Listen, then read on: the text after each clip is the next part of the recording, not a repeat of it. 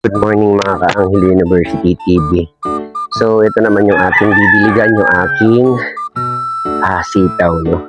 So ito yung area ng sitawan, no? Tapos yung dun sa dulo, yun yung patola. Yung kabila naman ay upo. So yung mga baging ko, ito, yung aking bayan ng kanilang nakahanda na. Yan. Ito yung ating didiligan niya. Simula ng pagkabata, tinuruan na ako na rumispeto sa bato.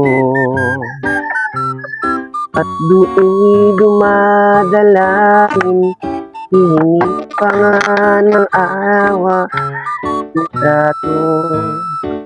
Mali ito, mali ito.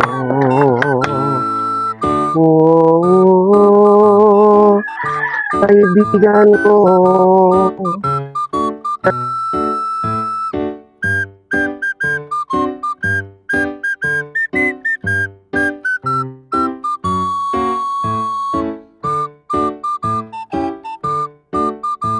Okay, sa Exodo na pagdating sambahan ng tuwa lang ng tao. So yun yung pinasok sa atin ng mga dayuhan.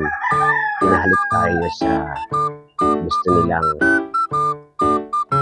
ipasamba sa atin. So mula ng pagbabata talaga, yan ang turo sa akin ng ating mga ninuno na respeto sa bato at luhuran sila. So nung nabasa natin sa Exodo, alam ko pong maling-mali. Humihingi ako ng tawad sa ating Panginoon. At magbalik loob tayo sa totoong Diyos na nasa langit. Salamat po sa Diyos. Tayo ng pagkaunawa. Simula ng pagkabata, tinuruan na ako na rumispeto sa bato.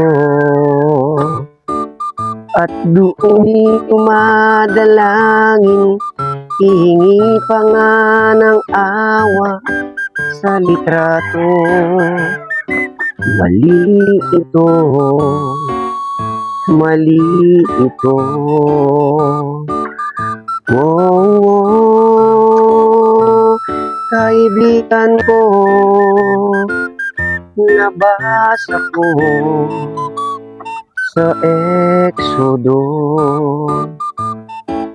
paghihingi ng awa, kung lumuhod man sa litrato o bato, mali ito. Nabasa ko sa Exodo.